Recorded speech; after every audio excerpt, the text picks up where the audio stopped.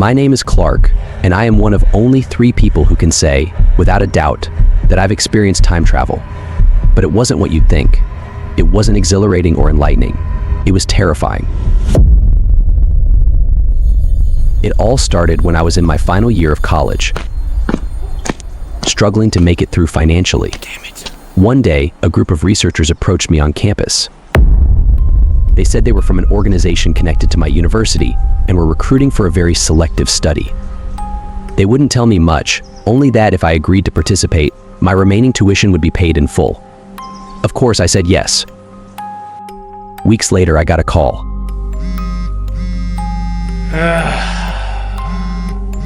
Hello? I was to meet up with a few others in a parking deck outside the city. At the meeting place, 2 others were waiting. A wiry, energetic guy named Ryan, who couldn't have been older than 20, and a sharp-eyed redhead named Emma, who seemed about my age. A white school bus pulled up, and we were instructed to board in silence. The bus wound through city streets, then quiet suburbs, until we finally entered the dense, winding roads of the Georgia mountains. We stopped in a small, isolated clearing surrounded by towering trees. There, in the center of the clearing, was a one-room building. It had a massive window on one side, nearly the entire wall, but the rest of it was dark and windowless. Dr. Olson, a man in his 60s with graying hair and a calm demeanor, stepped out of the building to meet us. He looked serious, almost somber, as he told us about our task. You've been chosen He said, for an experiment on the boundaries of time. Ryan snorted, probably thinking this was some elaborate prank. But Dr. Olson seemed unfazed. As we stood there, still processing the surreal offer, Dr. Olson continued his briefing, his tone taking on an edge of gravity.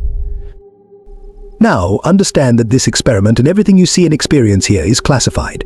The university has lawyers who, quite frankly, specialize in handling unusual cases. He paused, letting the weight of his words settle over us. Ryan scoffed, raising an eyebrow.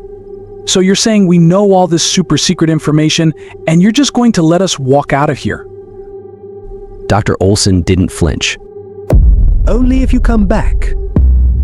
He replied, his voice as steady as stone. If you follow my instructions, you'll be fine.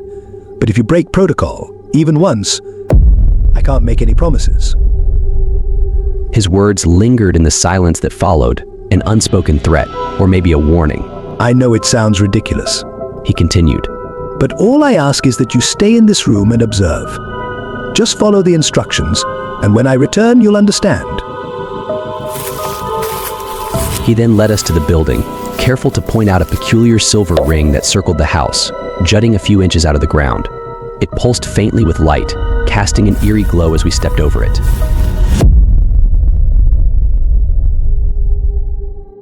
Inside, the room was all white. White walls, white chairs, a white table. The only color came from the lone bookshelf against the far wall, completely empty. Dr. Olson briefed us. Once I activate the system, this building will disappear from this time, from this reality. You'll be moved 3 hours into the future.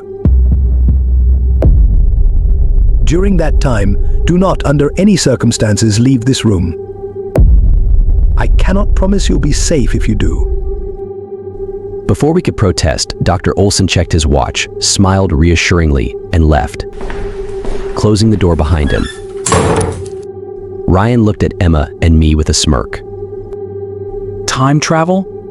Really? Emma shrugged, but I could see the doubt flickering in her eyes. We waited, chatting nervously, when suddenly, a faint hum rose from the walls. Outside, the ring around the building started glowing, casting small beams of light that pointed straight up into the sky. I could feel my heart racing as the room grew brighter and brighter until, with a sudden flash, everything went dark. It was an instant, an absence of light so complete that it felt unnatural. Outside the window, there was nothing. Not darkness, not blackness. Nothing. The void stretched endlessly, and staring into it felt like falling, like being sucked into an abyss with no end. Ryan was the first to break the silence. What is that? He whispered. None of us could answer. We were staring at the kind of emptiness that defied reason. As we sat in that bizarre, timeless space, we noticed strange things. There was no temperature in the room, no warmth or coldness. I couldn't feel the air moving, yet I was breathing, though I didn't feel the need to. Time, or any sensation of it, didn't seem to exist. Seconds? Minutes? Hours? There was no way to tell. The three of us tried to make light of the situation, exchanging jokes, trying to keep calm, but the emptiness outside gnawed at us.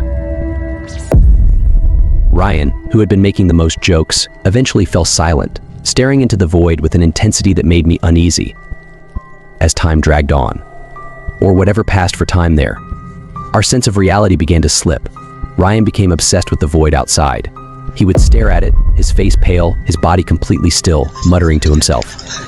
One day, he turned to us and said, I'm going out there.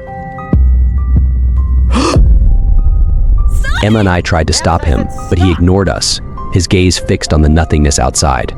Without hesitation, he walked to the door, opened it, and stepped out. There was no scream, no sound. He simply vanished.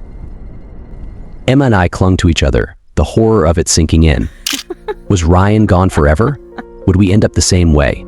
We tried to hold on to our sanity by playing imaginary games, creating elaborate fantasies about lives we might never live. In one, Emma pretended to be my wife, and we'd talk about our imaginary children, our non-existent dog. Sometimes we'd laugh, but other times we'd both fall silent, lost in our own fears. Soon, our conversations grew quiet, punctuated by long silences. We started forgetting little things, our parents' faces, our favorite songs, as though the room itself was consuming our memories. One day, I saw a figure standing in the distance outside the window. I grabbed Emma's hand and pointed, my voice trembling. There, in the void, was Ryan. But something was wrong. His eyes were blank, hollow, and his face was twisted in an expression of pure terror. He didn't move, didn't blink. He was just there, staring back at us, his mouth frozen in a silent scream. Emma began to shake. She whispered, That can't be him. He's gone. We saw him leave. But I knew it was him, or at least what was left of him. That image burned itself into my mind. Ryan, trapped in the void, staring back at us from a place where time had no meaning. Then, as suddenly as he appeared, he was gone. The void swallowed him whole, leaving us alone once again. Days, or was it years, passed. Emma began talking to herself, muttering about her family, her old life, as if she were trying to hold onto the fragments of her identity. I could feel myself slipping too, my thoughts fracturing, my memories blurring. We huddled together, the weight of the emptiness pressing down on us. Then, in a single blinding flash, the darkness lifted. The void vanished, replaced by the familiar clearing outside. Dr. Olson was standing in the doorway, his face a mixture of relief and concern. You're back. He said softly, as if he hadn't expected it. It's only been 3 hours. I stared at him, numb. 3 hours? It felt like an eternity. Emma was silent. Her eyes, once so sharp, were dull and unfocused. She looked at me, but there was no recognition in her gaze. Whatever we'd seen in the void had taken something from her, something essential. She was there, but not really. A shell. But Ryan? Ryan was gone, vanished into thin air. Dr. Olson explained that the emptiness we experienced was an unexpected side effect, an artifact of the time travel process.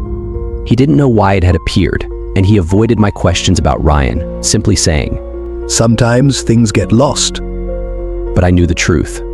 Ryan was still out there, trapped in that timeless void, his mind stripped away, leaving only an echo of his terror. And Emma? She was gone too, in a way. I would visit her a few times after the experiment, but she never truly returned.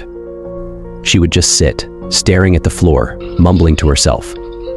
Eventually, her family moved her to a care facility, where she lived out her days in silence. As for me, I was left with the memories.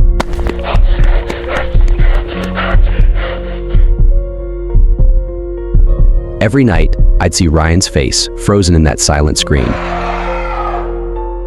And sometimes when I close my eyes, I can feel the void creeping in, as if it's still out there, waiting for me.